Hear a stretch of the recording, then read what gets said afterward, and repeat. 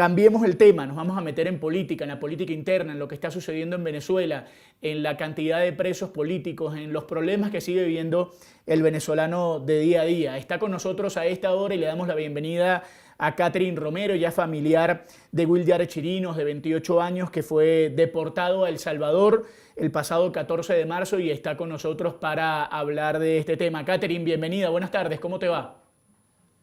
Buenas tardes, ¿cómo está? Gracias a Dios. Bien, en Catherine, lo que gracias cabe. por aceptar la entrevista y lo primero que te queremos preguntar es qué información tienes de tu hermano, qué han sabido en las últimas horas, cómo está el tema con respecto a tu familiar.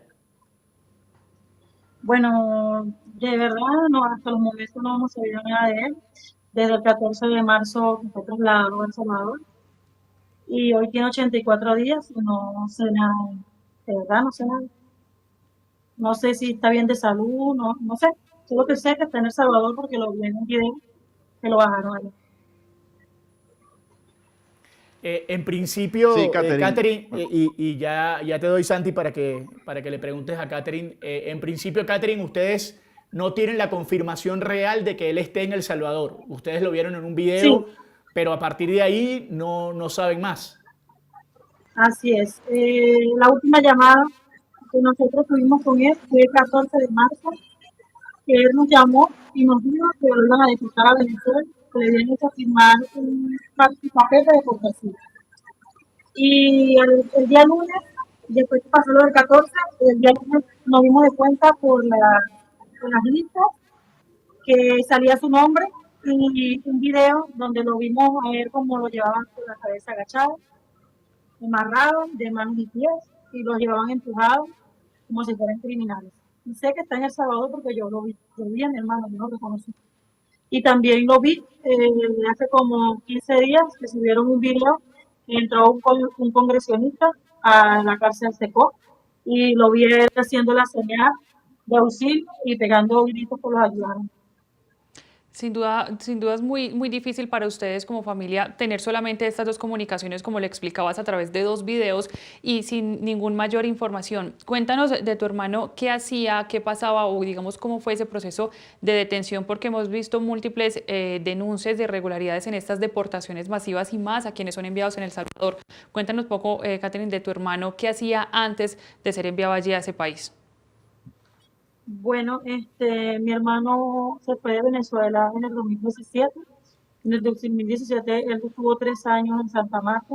En Santa Marta él duró 3 años. Trabajaba produciendo el carbón que hacen el petro, el pasado y ahí se fue a Bogotá, porque nosotros estábamos en Bogotá. Yo estaba en Bogotá con mi familia, mi esposo. Allá se dedicaba a reciclaje con su esposa, que la conoció allá, y sus dos hijastros. El 27 del año pasado, él decide irse a Estados Unidos porque yo me vine a Venezuela. Y él me dijo, me voy a Estados Unidos. Yo le dije, ¿qué vas a hacer para Estados Unidos? Me dijo, voy a ver si puedo trabajar para comprarme una casa. Y yo le dije, bueno, vete, él vendió sus cositas, lo poco que tenía, lo vendió y se fueron prácticamente a pie, pasó por la selva del Darién. Duró 3 meses para llegar a México porque él no tenía recursos, nosotros tampoco teníamos. Mi mamá, nosotros vivimos o sea, no tenemos recursos para ayudarlo y él caminó muchísimo para llegar allá.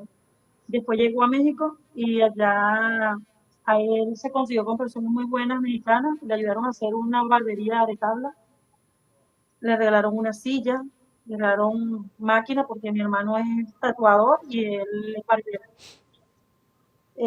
Allá duró 6 meses, 5 meses esperando su cita de CP Web. Era el 21, me escribe que le salió su cita de CP Web, que él tiene que viajar. Y yo le digo, ¿cómo así vas a viajar? Sí, necesito reunir el dinero para yo viajar a Texas, porque tengo que presentarme el 2 de enero a la cita de CP Web. Él viajó el 28 de diciembre del año pasado allá a Texas. Y el 2 de enero él se entrega a migración para, me imagino, para lo que era su cita y para que le dieran su permiso, y entró con su esposa y su hijastra. A mi cuñada la dejan Un día, igual que él pasó por un lado y ella pasó por el otro. Mi cuñada la sueltan al otro día y ella me llama llorando, me dice, Catherine, ya me acaban de soltar, a Yaré lo dejaron porque ya no tiene tatuajes. A mí, yo también tengo tatuajes, pero a mí me sueltan porque yo llevo Oriexi y Oriexi es menor de edad. Ya a mí me soltaron, tengo que esperar para mi primera audiencia el 27 en 2 años, el 27 de enero en 2 años. Pero hoy lo van a dejar por investigación. Y yo le digo, ¿cómo así, Orimar? Sí, por los tatuajes. Desde el 2 de enero, él estuvo preso hasta el 14 de marzo. Ella lo visitó una sola vez porque quedaba muy retirado donde ella estaba, porque ella estaba en un refugio. Y ella no tenía los recursos para ir hasta donde él estaba. A él lo trasladaron para centro de detención Villa del Sitio. Ahí lo tenían con uniforme rojo, me dijo ella, cuando lo vio por primera vez, ella me dijo, Catherine, ya no estaba muy flaquito, me abrazó mucho y me dijo que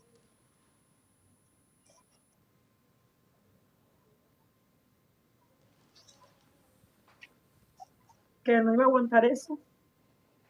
Eh, ella me dijo que le diera mucha fuerza, que él iba a aguantar porque era un hombre. Y él le dijo, Ori, es que tengo mucha hambre porque nos dan una manzana, 1 litro de agua, unas papas, unos que tiene papas y un sándwich frío. Que a veces no me como la manzana, porque cada vez que me como la manzana me da mucho sueño y paso todo el día durmiendo. Por eso es que yo no te llamo y a veces no me la como. Entonces, ella después me llamó a mí y me dijo, porque nosotros nunca tuvimos comunicación con él, porque las llamadas de allá eran muy costosas para acá, y ella no tenía, nosotros le mandábamos de Venezuela lo poquito que conseguíamos, 10, 20, para que ella se ayudara, y le mandara a él para recargarle, porque había que recargarle para que él hablara con ella. Y el 14 ella me llama, el 13 ella me dice, Catherine, Will me dijo que lo van a deportar a Venezuela. Y yo le dije, bueno, Ori, qué bueno. Por lo menos ya sabemos, imagínate, desde el 2 de enero hasta ahorita Will ha estado preso. Will nunca en su vida había estado preso. Will aquí en Venezuela nunca tuvo antecedentes penales en ningún lado. Él no le dieron posibilidades de entrar a Estados Unidos. Él lo dejaron enseguida. Entonces ella viene y me dice, sí, lo van a deportar a Venezuela. Yo le dije, estaba preocupado llorando y me dijo que iba a ser yo. Y yo le dije que si a él lo deportaban, yo me regresaba. Y el 14 ella me llama y me dice, Catherine, a Will le hicieron de firmar la deportación a Venezuela. Y yo le digo, bueno, Orimar, está bien, cualquier cosa, yo te voy a avisar cuando Will llegue. Pasó ese fin de semana y no supimos nada de él. El lunes yo estaba muy preocupada con mi mamá. Mi mamá tiene 69 años. Mi mamá ya estaba llorando y aparecieron unas listas en TikTok y en esa lista de TikTok aparecía el nombre del número 33. Y yo dije, ¿cómo así? Que Will está en El Salvador. Eh, ya en la noche vi los videos cuando lo llevaban a él con la cabeza agachada, vestida de blanco. Lo vi también cuando le estaban cortando el cabello.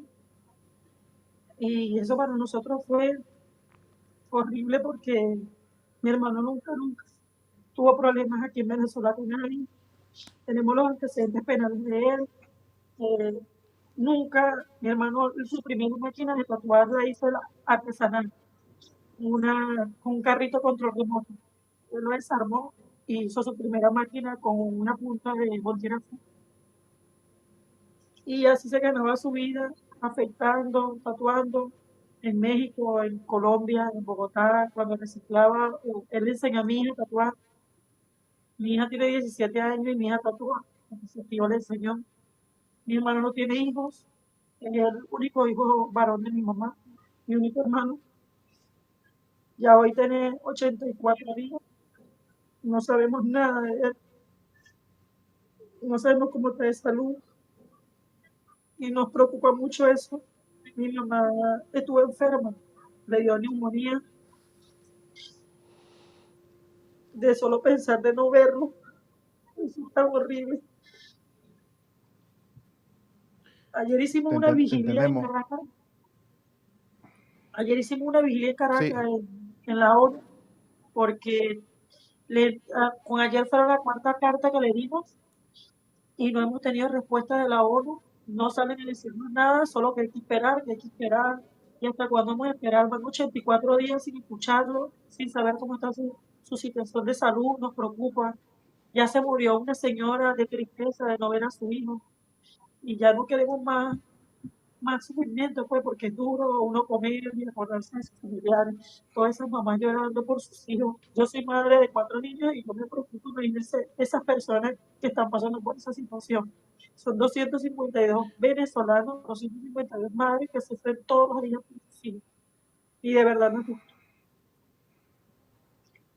Sí, Catherine, justo te iba a preguntar sobre esta vigilia que hicieron, estas cartas que han entregado, este apoyo que han recibido del gobierno. Además de todo esto que ustedes están haciendo acá en Venezuela, ¿han intentado, pues, buscado algún tipo de defensa en El Salvador, algún tipo de diligencia judicial en El Salvador como colectivo, como grupo, para ver si de alguna manera por ese lado tienen algún tipo de contacto al menos o saber de los familiares? Bueno, la última vez el gobierno de aquí de Venezuela nos ayudó muchísimo. No, le puso a los 252 venezolanos un comité de abogados en El Salvador. Esos abogados no nos han dado respuesta ni al gobierno ni a nosotros, porque no los han dejado verlo, no los han dejado nada, o sea, no los han dejado defenderlos en El Salvador. Sí, aquí en Venezuela contrataron un grupo, un comité de abogados en El Salvador, no hemos sabido nada, nada, nada, nada. Catherine, y por momentos no, tampoco han tenido ayuda del gobierno, es decir, ustedes hacen esta vigilia, por ejemplo, pero digamos, más allá de poder establecer algún tipo de comunicación o algo, no hay nadie del gobierno puntualmente que se haya puesto a manejar los casos de manera individual con ustedes, ¿no? Sí, claro que sí, el gobierno nos ha ayudado muchísimo, claro que sí, nos las pasamos mucho con ellos en reuniones, ellos en todo nos dicen que no nos preocupemos, que ellos nos están ayudando, que no es fácil, no podemos decir que no, porque gracias a Dios nos han prestado la ayuda por un transporte, porque yo soy de Valencia, muchas personas son de Trujillo, de Mérida, entonces tienen que tener dinero para viajar y nos prestan la ayuda con carros cuando tenemos que ir en logística cuando nos tienen que brindar. Sí, en todo momento, no puedo decir que no, nos han ayudado muchísimo, muchísimo, muchísimo, de verdad que sí. Sí, Catherine, La nos mencionabas. organización de Alisama también nos ha ayudado.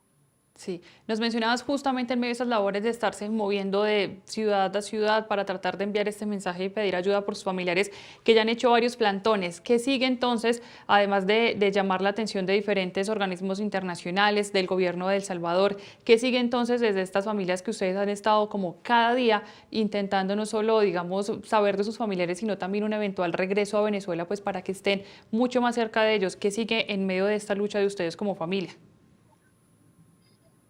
Bueno, seguir luchando, mami, mira, yo de verdad, yo por donde me digan, ve, yo voy. Desde el día uno he estado luchando muchísimo por la libertad de mi hermano y la libertad de los 252, porque sé que son personas que no cometieron ningún delito, que solamente su delito fue emigrar a otro país a buscar un mejor futuro para su esposa, para sus hijos, incluso para sus madres y para sus familiares. Y de verdad, como les comenté, nos han ayudado muchísimo, esperando el 16, que supuestamente ayer en la ONU nos dijeron que el día 16 de junio nos darán respuesta de las 4 peticiones que le hemos pedido.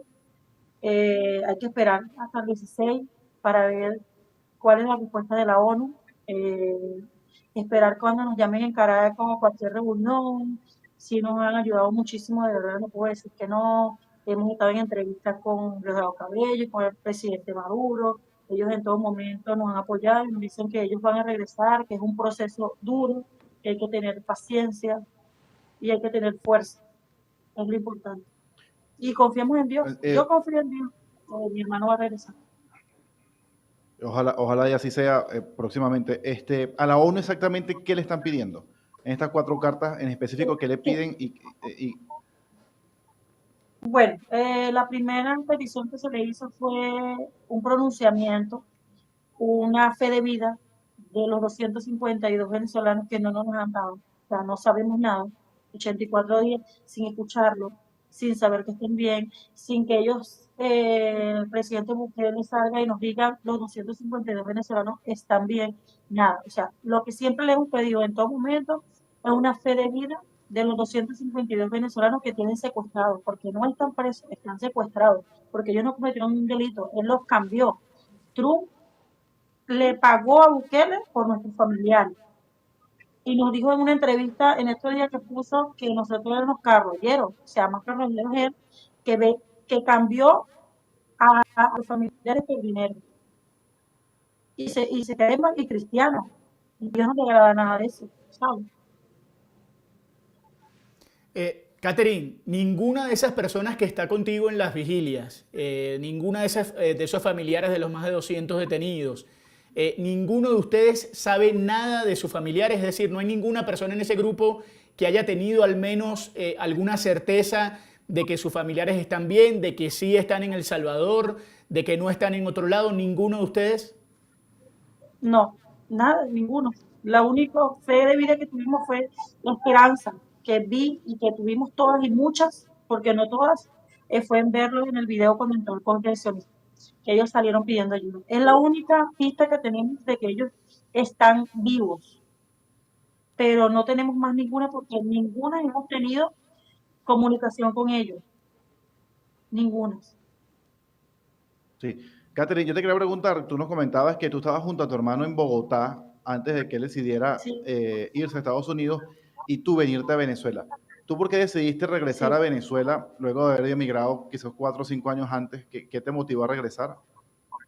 Bueno, de verdad porque yo tengo dos niños, una de 18 y una de 19, y mis hijas se querían venir a Venezuela y mi esposo también quería venir porque él tenía 5 años que no veía a su mamá y él se le empeñó en venir, ¿no? Que se quería venir, que se quería venir. Incluso yo muchas veces le dije que no, porque yo trabajaba allá en Bogotá con una familia, con el señor Alejandro, que, que él es maquillador profesional y él trabajaba bien con él, pero últimamente él se nos puso duro, apretada la cosa, a mi esposo, que era el que más pagaba el arriendo, y decidimos venirnos porque es muy costoso el arriendo en Bogotá. Y teníamos 4 niños, mis hijas, 2 niños chiquitos, el arriendo, los servicios, la comida. Entonces, yo aquí en Venezuela tengo mi casa, gracias a Dios, y yo decía, ya aquí en Venezuela no voy a pagar arriendo, allá sí tengo que pagar todo. Pero yo tenía mi trabajo allá con el señor Alejandro, mi esposo en la empresa, pero decidió él a renunciar y me tocó renunciar a donde el señor Alejandro y venirme a Venezuela. Pero allá en Colombia me fue muy bien con mi esposo. Gracias a Dios. No puedo hablar nada de Colombia. Fui bien recibida. Incluso muchas personas me escriben, me dicen que nos fuéramos quedado allá, pero son cosas que Dios, pruebas que Dios le pone a uno, porque si nosotros fuéramos sabidos que esto iba a pasar, mi hermano no se fuera yo en ningún momento.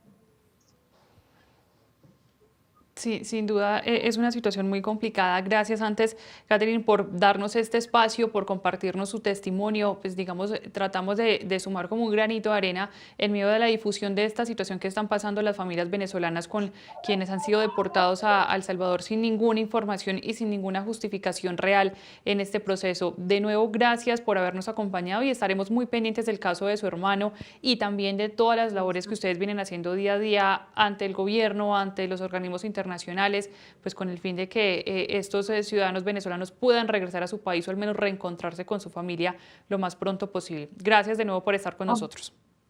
Amén, amén, que así sea y gracias a ustedes y bendiciones a todos. De verdad, Amén. muchas gracias. Claro que sí, muchísimas gracias. Estaremos muy pendientes. Octavio Santi se suma entonces a estos casos que hemos visto. Nos decía que la incertidumbre más grande, Catherine, es que ha visto a su hermano en 2 videos, nada más. Desde que fue deportado, sabe que está allá porque lo ha visto en 2 videos, pero han sido videos muy complicados porque el uno estaba completamente, digamos, en estas imágenes que está acostumbrado a mostrar el gobierno de Bukele de esos operativos, y la otra video es su hermano pidiendo ayuda. Es la única información y confirmación que tiene hasta el momento de, digamos, de su familiar y sin ninguna respuesta de qué va a pasar allí. Y probablemente, Octavio, Valentina, diría yo que hasta con suerte puede decir ella que tiene de haber visto a su hermano 2 veces, porque seguramente en esos 250 familiares probablemente hay gente que ni siquiera una vez lo ha visto, que solamente cree que está allí por esa lista que corrió en redes sociales y que luego varios diarios norteamericanos lograron confirmar que era una lista real, y a partir de allí, de hecho, y es importante resaltarlo, comenzaron investigaciones periodísticas en Estados Unidos y demostraron que una gran mayoría de estos deportados ni siquiera habían cometido delito en Estados Unidos. O sea, que fueron deportados sin razón, sin un juicio, sin un debido proceso, y fueron llevados a El Salvador, que es un tercer país donde menos aún tienen razón para estar, porque ahí en El Salvador no han cometido ningún delito, ni siquiera conocen a El Salvador, entonces están allí. ¿Por qué? O sea, ¿cuál es el motivo? ¿Cuál es el delito? ¿Qué ley violaron para estar en un tercer país que no tiene nada que ver ni siquiera con su proceso migratorio? ¿No? Es que esa es lo más delicado del asunto. Y obviamente por eso está la ONU, y por eso piden a la ONU, a las Naciones Unidas, pues que de alguna manera presione diplomáticamente, políticamente al gobierno de Bukele, por lo menos para que sean devueltos a su país de origen. Ya si aquí cometieron algún tipo de delito, lo que sea, bueno, ya se verá aquí en Venezuela. Pero si la gran mayoría en Estados Unidos ni siquiera cometió un delito, pues mucho menos lo cometió en El Salvador, porque ni siquiera conocían El Salvador, y ahora están allí detenidos desde hace casi 3 meses, ¿no? Sí, además, digamos, la mayor incertidumbre de todo esto está en que ni siquiera es, haberlo visto en el video, asegura que él siga en El Salvador. Para ser sinceros, nada de esto tiene una certeza por el mismo hecho de que ya casi 100 días detenidos y no hay ninguna fe de vida, ninguna persona que pueda asegurar que estas personas siguen ahí o que fueron llevadas a otro sitio o que incluso están en otro lugar o en otro país. Evidentemente los familiares se están agarrando literalmente, y valga digamos el lugar común, como para poder establecer una esperanza real, porque los vieron en esos videos, pero la verdad es que nadie les ha garantizado a ellos, o nadie les ha hecho a ellos la certeza real de que esos son sus familiares y de que de verdad están ahí. Y lo otro es la ayuda internacional, venga de donde venga, incluso políticamente hablando, tiene que aparecer alguna ayuda internacional o alguna, digamos, solución que en principio, claro, alguna presión que en principio pueda parar la mano. Estamos hablando de casi 100 días de un grupo de personas que nadie está garantizando que realmente hayan cometido un delito. Entonces, bajo todas estas circunstancias, están metiendo en un mismo lugar a personas que realmente son inocentes hasta que se demuestre lo contrario, y pasando por una situación inhumana totalmente. Y yo le preguntaba además, Octavio, el tema de la defensa en El Salvador, porque está bien que hagas todo lo que puedas hacer desde acá, con el apoyo del gobierno, que obviamente debe hacerlo, y se le agradece a estas familias, obviamente. No es un tema político lo que está ahorita en discusión acá en Venezuela. Y lo preguntaba también por lo que comentábamos ayer, no sé si lo recuerdas, Octavio, de que había una ONG parecida, podría ser a lo que es el Foro Penal en Venezuela, con un pool de abogados encargados de intentar resolver, y han detenido a una de estas abogadas, nombre Ruth, no recuerdo ahorita el apellido, y está detenida por un caso supuestamente de corrupción, y esto no hay claridad en cuanto a esto. O sea, una abogada que está intentando defender y hacía ruido por lo que pasaba, pues termina también detenida en El Salvador.